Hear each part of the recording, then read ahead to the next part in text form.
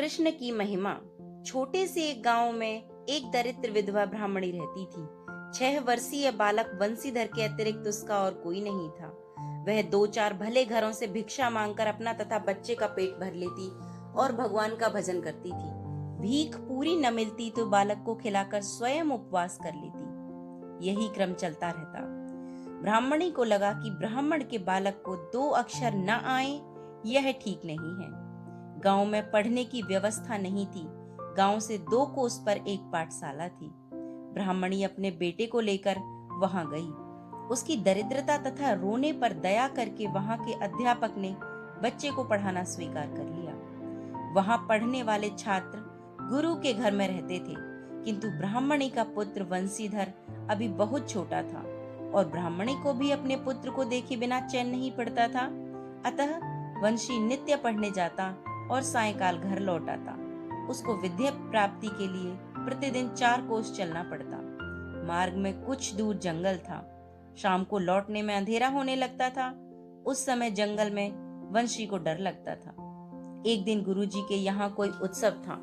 वंशी को अधिक देर हो गई और जब वह घर लौटने लगा तो रात्रि हो गई थी। अंधेरी रात, जंगली जानवरों की आवाजों से बालक वंशी भय से थर-थर कांपने लगा। ब्राह्मणी भी देर होने के कारण बच्चे को ढूंढने निकली थी। किसी प्रकार अपने पुत्र को वह घर ले आई। वंशी ने सरलता से कहा कि माँ, दूसरे लड़कों को साथ ले जाने के लिए तो उनके नौकर आते हैं। मुझे जंगल में आज बहुत डर लगा। तू मेरे लिए भी एक नौकर रख दे। बेचारी ब्राह्मणी रोने लगी। उसके पास इतना पैसा कहाँ था कि नौकर रख सके। माता को रोकते देख वंशी ने कहा, माँ, तू रो मत। क्या हमारा और कोई नहीं है? अब ब्राह्मणी क्या उत्तर दे? उसका हृदय व्यथा से भर गया। उसने कहा, बेटा, कान्हा को छोड़कर और कोई हमारा नहीं है। बच्चे की समझ में इतनी ही बात आई कि कोई कान्हा उसका है। उसने पूछा, कान्हा? कौन कान्हा? वे क्या लगते हैं मेरे और कहाँ रहते हैं? ब्राह्मणी ने सरल भाव से कह दिया, वे तुम्हारे भाई लगते हैं। सभी जगह रहते हैं परंतु आसानी से नहीं दिखते। संसार में ऐसा कौन सा स्थान है जहां वे नहीं रहते? लेकिन उनको तो देखा था ध्रुव ने, प्रहलाद ने और गोकुल के गोपों ने। बालक को तो अपने कान्हा भाई को जानना था। वह पूछने लगा, कान्हा मुझसे छोटे हैं या बड़े? अपने घर आते हैं या नहीं? माता ने उसे बताया, तुमसे वे बड़े हैं और घर भी आते हैं, पर हम लोग उन्हें देख नहीं सकते। जो उनको पाने के लिए व्याकुल होता है ना, उसी के पुकारने पर वे उसके पास आते हैं। वंशी ने कहा, जंगल में आते समय मुझे बड़ा डर लगता है। मैं उस समय खूब व्याकुल हो जाता हूँ। वहां पुकारूं तो क्या कान्हा भाई आएंगे? माता ने कहा, तू विश्वास के साथ पुकारेगा तो वे अवश्य आएंगे। वंशी की समझ में इतनी ही बात आई कि जंगल में अब डरने की जरूरत नहीं है। डर लगने पर मैं व्याकुल होकर पुकारूंगा तो मेरा कान्हा भाई वहां आ जाएगा। दूसरे दिन पाठशाला से लौटते समय जब वह वन में पहुंचा तो उसे डर लगा। उसने पुकारा, कान्हा भाई, तुम कहाँ हो? मुझे यहाँ डर लगता है। मैं व्याकुल हो रहा हूँ। कान्हा भाई, जो दीन बंधु हैं, दीनों के पुकारने पर वह कैसे नहीं बोलेंगे? वंशी को बड़ा ही मधुर स्वर सुनाई पड़ा, छोटे, तू डर मत, मैं अभी आया। यह स्वर सुनते ही वंशी का भय भाग गया। थोड़ी दूर चलते ही उसने देखा कि एक बहुत ही सुंदर ग्वाल बाल उसके पास आ गया। वह हाथ पकड़कर बातचीत करने लगा, साथ साथ चलने लगा, उसके साथ खेलने लगा। वन की सीमा तक वह पहुंचा कर लौट गया। कान्हा भाई को पाकर वंशी का भय जाता रहा। घर आकर उसने जब माता को सब बातें बताईं, तब वह ब्राह्मणी हाथ जोड़कर गदगद हो अपने प्रभु को प्रणाम करने लगी। उसने समझ लिया, जो दयामयी द्रौपदी और गजेंद्र की पुकार पर दौड़ पड़े थे, वे ही मेरे भोले बालक की पुकार पर आए हैं। ऐसा ही नित्य होने लगा। एक दिन उसके गुरुजी के पिता का श्राद्ध होने लगा। सभी विद्यार्थी कुछ न कुछ भेंट देंगे। गुरुजी सबसे कुछ लाने को कह रहे थे। वंशी ने भी सरलता से पूछा, गुरुजी, मैं क्या लेकर आऊं? गुरु को ब्राह्मणी की अवस्था का पता था। उन्होंने कहा, बेटा, तुमको कुछ नहीं लाना होगा। लेकिन वंशी को यह बात कैसे अच्छी लगती सब लड़के लाएंगे तो मैं क्यों ना लाऊं? उसके हठ को देखकर गुरुजी ने कह दिया, अच्छा तुम एक लोटा दूध ले आना। घर जाकर वंशी ने माता से गुरुजी के पिता के श्राद्ध की बात कही और यह भी कहा, मुझे एक लोटा दूध ले जाने की आज्ञा मिली है। ब्राह्मणी के घर में था क्या जो वह दूध ला देती? मांगने पर भी उसे दूध कौन देता? लेकिन वंशी ठहरा बालक, वह रोने लगा। अंत में माता ने उसे समझाया, तू कान्हा भाई से दूध मांग लेना, वे अवश्य प्रबंध कर देंगे। दूसरे दिन वंशी ने जंगल में कान्हा भाई को जाते ही पुकारा और मिलने पर कहा, आज मेरे गुरुजी के पिता का श्राद्ध है, मुझे एक लोटा दूध ले जाना है। माँ ने कहा है कि कान्हा भाई से मांग लेना, सो मुझे तुम एक लोटा दूध लाकर दो। कान्हा ने कहा, मैं तो पहले से ही यह लोटा भर के दूध लाया हूँ, तुम इसे ले जाओ। वंशी बड़ा ही प्रसन्न हुआ। पाठशाला में गुरुजी दूसरे लड़कों के उपहार देखने और रखवाने में लगे थे। वंशी हंसता हुआ पहुंचा।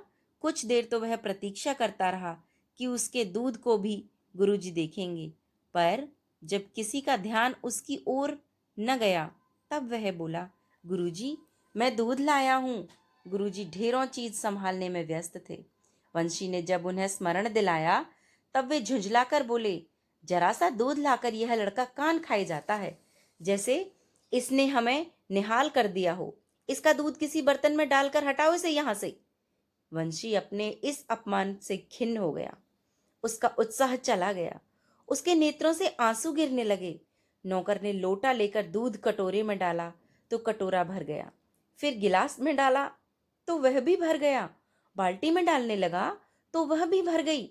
भगवान के हाथ से दिया वह लोटा भर दूध तो अक्षय था। नौकर घबराकर गुरुजी के पास गया। उसकी बात सुनकर गुरुजी तथा सब लोग वहां आए। अपने सामने एक बड़े से पात्र में दूध डालने को उन्होंने कहा। पात्र भर गया पर लोटा तनिक भी खाली नहीं हुआ। इस प्रकार बड़े बड़े बर्तन दूध से भर गए। अब गुरुजी ने पूछा, बेटा तू दूध कहाँ से लाया है? सरलता से बालक ने कहा, मेरे कान्हा भैया ने दिया। गुरुजी और चकित हुए। उन्होंने पूछा, कान्हा भाई कौन? तुम्हारे तो कोई भाई नहीं है। वंशी ने दृढ़ता से कहा, हैं क्यों नहीं? कान्हा भाई मेरा बड़ा भाई है, वह मुझे रोज वन में मिल जाते हैं। माँ कहती है कि वह सब जगह रहता है पर दिखता नहीं। कोई उसे खूब व्याकुल होकर पुकारे तभी वह आ जाता है। उससे जो कुछ मांगा जाए वह तुरंत दे देता है। अब गुरुजी को कुछ समझना नहीं था। वंशी को उन्होंने हृदय से लगा लिया। श्राद्ध में उस दूध से खीर बनी और ब्राह्मण उसके स्वाद का वर्णन करते हुए तृप्त नहीं होते थे। कान्हा के दिए दूध का स्वाद स्वर्ग के अमृत में भी नहीं, तब संसार के किसी पदार्थ में कहां से होगा? उस दूध का बना श्राद्धांत पाकर गुरुजी के पितर तृप्त ही नहीं हुए, माया से मुक्त भी हो गए। श्राद्ध समाप्त हुआ। संध्या को सब लोग चले गए। वंशी को गुरुजी ने रोक लिया था। अब उन्होंने कहा, बेटा मैं तेरे साथ चलता हूँ, तू मुझे अपने कान्हा भाई के दर्शन करा देगा ना? वंशी ने कहा, चलिए, मेरा कान्हा भाई तो पुकारते ही आ जाता है। वन में पहुंचकर उसने पुकारा। उत्तर में उसे सुनाई पड़ा, आज तुम अकेले तो नहीं हो, तुम्हें डर तो नहीं लगता, फिर मुझे क्यों बुलाते हो? वंशी ने कहा, मेरे गुरुजी तुम्हें देखना चाहते हैं, तुम जल्दी आओ। जब वंशी ने कान्हा भाई को देखा तो गुरुजी से कहा, आपने देखा मेरा कान्हा भाई कितना सुंदर है?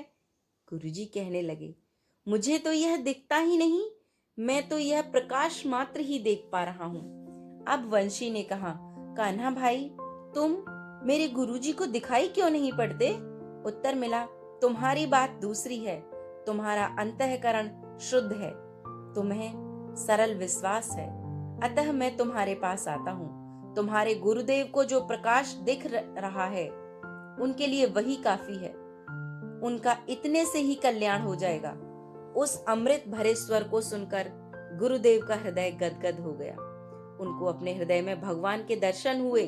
भगवान की उन्होंने स्तुति की। कुछ देर में जब भगवान अंतर ध्यान हो गए तब वंशी को साथ लेकर वे उसके घर आए और वहां पहुंचकर उनके नेत्र भी धन्य हो गए। कान्हा भाई उस ब्राह्मणी की गोद में बैठे थे और माता के नेत्रों की अश्रुधार उनकी काली धराली अलकों को भिगो रही थी। माता को शरीर की सुध बुध ही नहीं थी। जय जय श्री राधे श्याम, जय जय श्री राधे श्याम। मित्रों, कहानी अच्छी लगी हो तो लाइक करें और चैनल को सब्सक्राइब जरूर करें। धन्यवाद।